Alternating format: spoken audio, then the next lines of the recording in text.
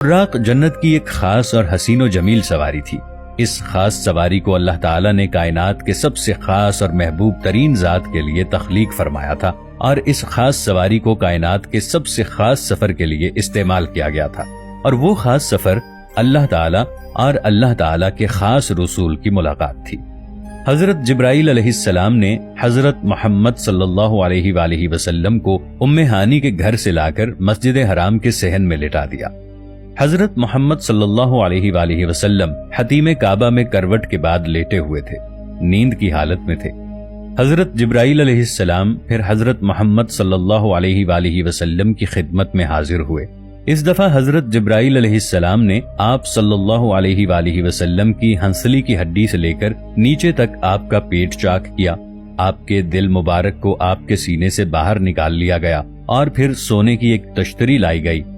حضرت جبرائیل علیہ السلام نے آپ صلی اللہ علیہ وآلہ وسلم کے دل مبارک کو زمزم کے پانی سے غسل دیا، پھر آپ صلی اللہ علیہ وآلہ وسلم کے دل کو ایمان کی روشنی سے بھر کر دوبارہ اپنی جگہ پر رکھ دیا گیا، پھر آپ کو براق پر بٹھا کر آسمان کی طرف لے جایا گیا۔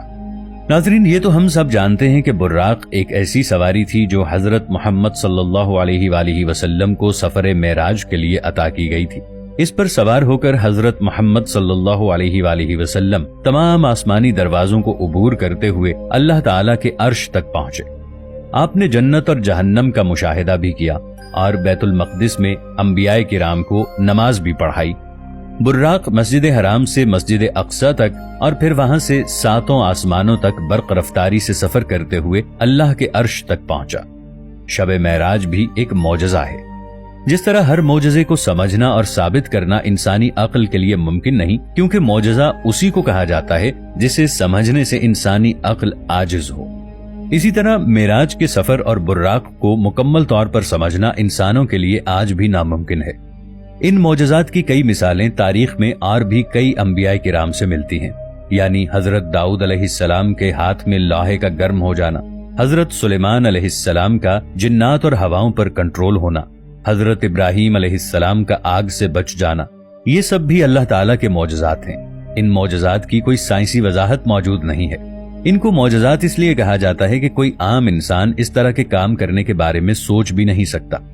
آئنسٹائن، جسے اپنے دور کا سب سے بڑا سائنسدان مانا جاتا ہے، اس نے اپنی تھیوری آف ریلیٹیوٹی کے ذریعے پوری کائنات کے نظام کو کسی حد تک سمجھنے کے بعد سائنس کو مکمل طور پر بدل دیا تھا۔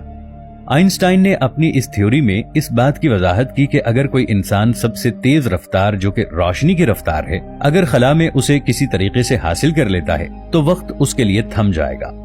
اس کی وضاحت ہم اس طرح سے کرتے ہیں کہ ایک کار ایک سڑک سے نارمل سپیڈ سے گزر رہی ہے اور آپ اس کار کو دیکھ پا رہے ہیں۔ اگر ہم اسے ان لمیٹڈ سپیڈ سے سڑک پر سے گزاریں تو کیا ہوگا؟ تو کیا آپ اس کار کو دیکھ سکیں گے؟ یقیناً بالکل نہیں، کیونکہ اس کے لیے وقت رک جائے گا۔ وقت کے اس برتاؤ کو سائنسی زبان میں ٹائم ڈائلیشن کہا جاتا ہے۔ سائنٹیفک ٹرم کا سمجھنا سفر معراج اور براق کو سمجھنے کے لیے بہت ضروری ہے۔ برق عربی زبان میں بجلی کو کہا جاتا ہے، جو 1 سیکنڈ کے اندر 3 لاکھ کلومیٹر فی سیکنڈ کی رفتار سے سفر کرتی ہے، یعنی ہماری دنیا کے گرد 1 سیکنڈ کے اندر 7 چکر لگا سکتی ہے۔ اور براق برق کی جمع ہے، اس کا مطلب یہ ہے کہ اس کی رفتار سپیڈ آف لائٹ سے کئی گنا زیادہ ہے۔ لہٰذا ہمارے نبی حضرت محمد صلی اللہ علیہ وآلہ وسلم جب اسی رفتار سے واقعہ معراج کا سفر کرنے کے بعد واپس اپنے بستر کی طرف آئے تو بستر اب بھی ویسے ہی گرم تھا، وہ دروازہ بھی اسی طرح بند تھا، رات کا صرف کچھ پہر ہی گزرا تھا، مگر حضرت محمد صلی اللہ علیہ وآلہ وسلم نے کئی ہزار سال کا سفر چند لمحوں میں طے کر لیا، جسے آج 21ویں صدی کے سائنسدان ٹائم ڈائلیشن کی صورت میں تسلیم کرتے ہیں۔